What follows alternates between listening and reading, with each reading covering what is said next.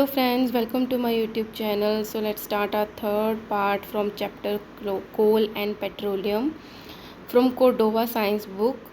So we have done with petrochemicals. Now start natural gas. Okay.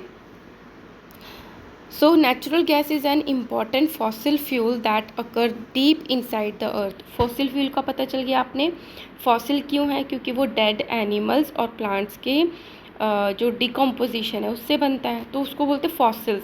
तो ये क्या है? नेचुरल गैस एक इम्पॉर्टेंट फॉसिल फ्यूल है that occur deep inside the अर्थ, जो कि हमें अर्थ के बहुत नीचे मिलती है.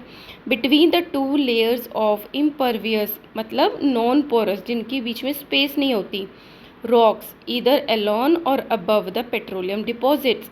या तो वो पेट्रोलियम के साथ मिलेगी या अकेली भी मिल सकते हैं. मतलब पेट्रोलियम ना हो तो भी नेचुरल गैस अवेलेबल हो सकती है अर्थ के नीचे, जहाँ पे इम्परवियस रॉक्स होते हैं जिनके बीच में स्पेस नहीं होती. Right. So natural gas is a mixture of lower hydrocarbons. Hydrocarbons में एक हाइड्रोजन भी प्रेजेंट है और उसमें कार्बन भी प्रेजेंट है.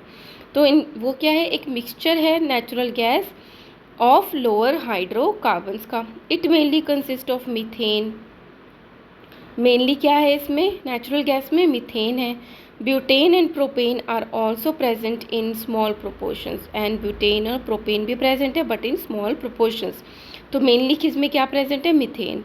इन India natural gas has been found in Tripura, Rajasthan, Maharashtra and in the Krishna Godavari delta. तो यहाँ पे ये जो हमारी नेचुरल गैस है वो प्रेजेंट है. ठीक है.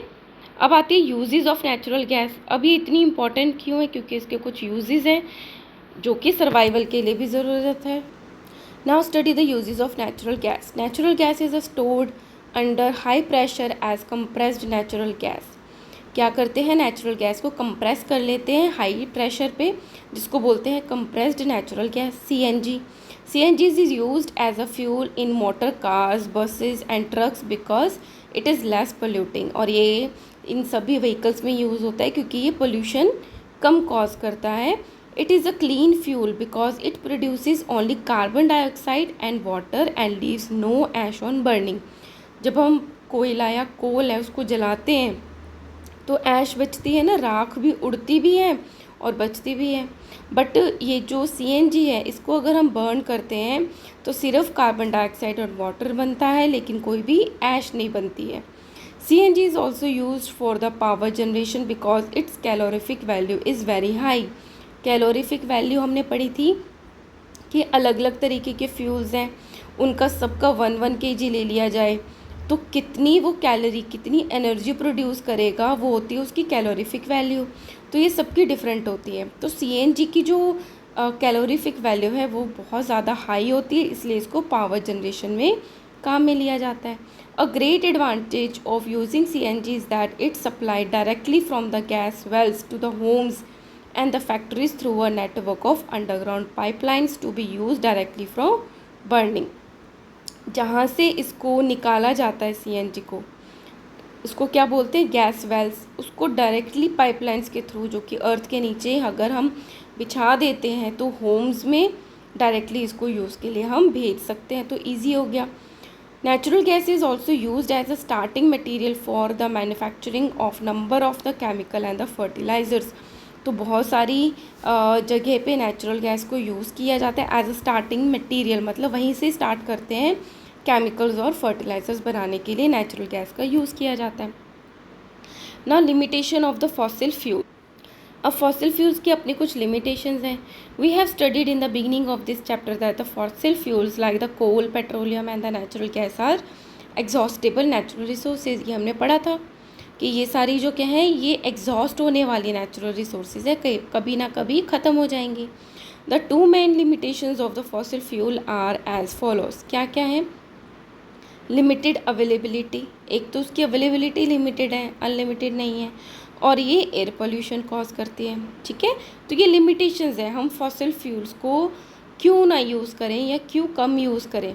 एक तो ये लिमिटेड क्वांटिटी में अवेलेबल है और ये एयर पोल्यूशन कॉज करती है. तो लिमिटेड क्वांटिटी का क्या है? The firstly it took millions of years for the conversion of dead organisms into fossil fuels. इनको मिलियंस ऑफ ईयर्स लग जाते हैं फॉसिल फ्यूल्स को ये बनने के लिए, ताकि जो डेड ऑर्गेनिजम्स हैं वो फॉसिल फ्यूल बन जाएं। Secondly, these resources cannot replenish themselves by the quick recycling and the replacement with in a reasonable time. और अगर माना जाए कि ये बनते भी हैं लेकिन इनको मिलियंस ऑफ ईयर्स लगते हैं, बट यूजेस तो बहुत ज़्यादा है, तो ये रिसाइकल नहीं हो पाते, रिप्लेस नहीं हो पाते in a reasonable time. So if these resources are used at their present rate of consumption, the known reserves of these fossil fuels will last only a few hundred years, causing energy crisis। तो जिस तरीके से अभी इन fossil fuels को use किया जा रहा है, अगर उसी तरीके से यूज़ करेंगे तो कमिंग 100 ईयर्स में, कुछ 100 ईयर्स में ये ख़त्म हो जाएंगे और जिसकी वजह से एनर्जी का क्राइसिस आ जाएगा। मतलब यूज़ करने के लिए फ्यूल्स ही नहीं अवेलेबल होगा। अब ये एयर पॉल्यूशन भी कॉज करते हैं, तो ये भी क्या हो गया, एक लिमिटेशन हो गई इसको यूज़ करने की। The burning of fossil fuels produces gases like carbon dioxide, carbon monoxide, dioxide and smoke. तो ये सारी गैसेस और स्मोक कॉज करते हैं ये fuels. These gaseous products and smoke causes air pollution, then they cause air pollution. Air pollution leads to the respiratory problems in the human beings. तो indirectly कितना कुछ हो रहा है, रेस्पिरेटरी सांस की प्रॉब्लम हो रही है। इट कॉजेज सफोकेशन और may even cause death. Suffocation के साथ, दम घुटने के साथ साथ डेथ भी हो सकती है।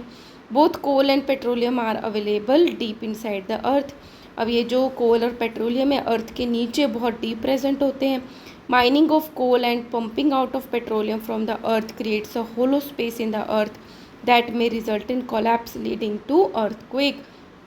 अगर हमने इतना डीप निकालना है तो उसके अंदर होल भी तो बहुत डीप करना पड़ेगा ना, जिसकी वजह से कोलैप्स होने के मतलब धरती के हिलने के चांसेस बढ़ जाते हैं और अर्थक्वेक भी हो सकता है, उसके चांसेस भी बढ़ जाते हैं और होते भी हैं। Now conservation of fossil fuels, कैसे हम उसको बचा के रख पाएँ, कैसे उसको वाइजली यूज़ कर पाएँ, that is called the conservation of fossil fuel. Conservation is the wise and the careful use of resources. तो कंजर्वेशन किसको बोलेंगे कि जो रिसोर्सेज है उसको वाइजली यूज़ करें और केयरफुली यूज़ करें। We need to conserve the fossil fuels keeping in mind their limited availability. क्या माइंड में रखना चाहिए फॉसिल फ्यूल को यूज़ करते हुए कि वो लिमिटेड क्वांटिटी में अवेलेबल है। We should reduce the use of fossil fuel and use these fuels only when absolutely necessary. इनके यूज़ को कम कर देना चाहिए फॉसिल फ्यूल्स को, और तभी यूज़ करो जब नेसेसरी हो, सबसे ज़्यादा ज़रूरत हो। We should encourage the use of renewable sources of energy like wind energy, solar energy and hydro energy to meet our energy needs. तो वो एनर्जी को यूज़ करें जो इनएग्जॉस्टेबल है, जो कभी ख़त्म नहीं होती। Wind energy, solar energy and hydro हो गया वाटर एनर्जी को, to meet our energy needs. Third है we should use more fuel efficient machine. ऐसी मशीन को यूज़ करें जो कम फ्यूल में भी ज़्यादा पावर देती हो, तो वो हो गई fuel efficient machines. In India the petroleum conservation research association, that is a PCRA, has laid down certain rules for saving petrol, diesel and CNG। तो हमारे इंडिया में जो पेट्रोलियम कंजर्वेशन रिसर्च एसोसिएशन है, उन्होंने कुछ रिसर्च करके कुछ rules दिए हैं ताकि हम पेट्रोल को, डीजल्स और CNG को सेव कर पाएँ।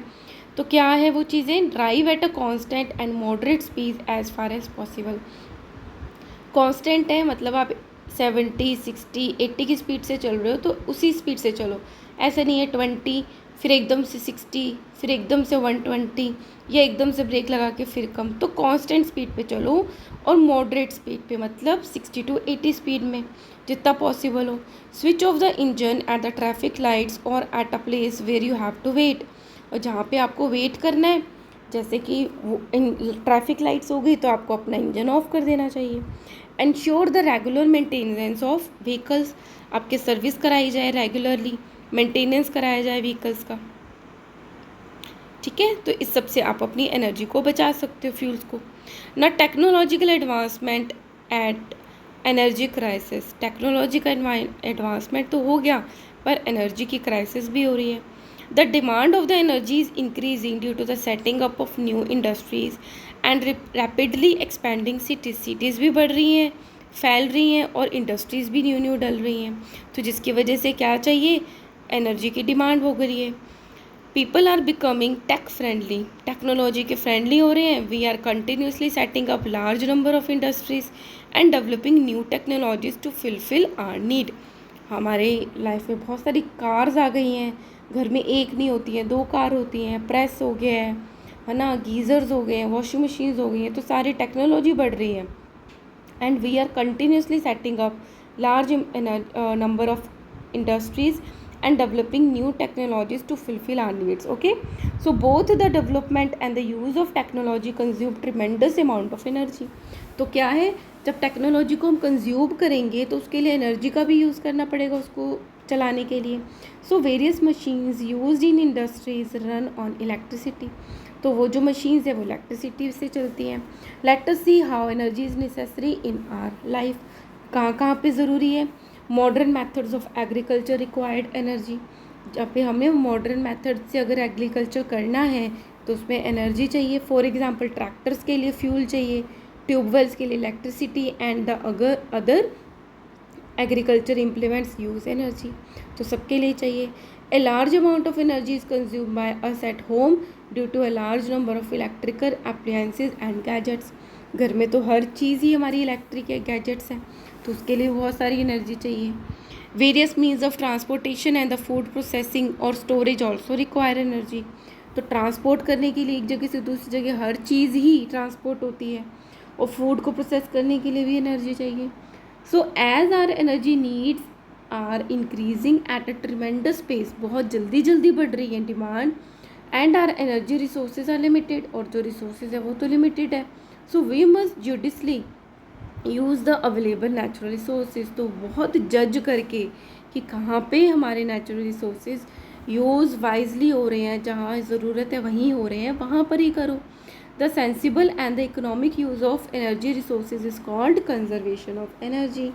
सो सेंसिबली यूज़ करें, वेस्ट ना करें, और इकोनॉमिकली यूज़ करें एनर्जी रिसोर्सेज का, तो उसी को ही कहते हैं conservation of energy. So judicious use of energy has 2 main advantage, अगर हम अच्छे से उसको यूज़ करेंगे तो उसके 2 एडवांटेजेस हैं। First, it helps in developing technologies to meet the energy requirement of the growing population, ताकि अगर पॉपुलेशन बढ़ भी रही है तो भी हमारे पास नेचुरल रिसोर्सेज अवेलेबल होंगे, वो यूज़ कर पाएँ। It gives our scientist and engineers more time to develop more efficient alternate resources of energy, और अगर हम वाइजली यूज़ करेंगे तो इससे हमारे जो साइंटिस्ट हैं और इंजीनियर्स हैं उनको और टाइम मिलेगा कि इसी तरीके की जो और एनर्जी एफिशिएंट्स हैं, सोर्सेज हैं, उसको हम डेवलप कर पाएँ।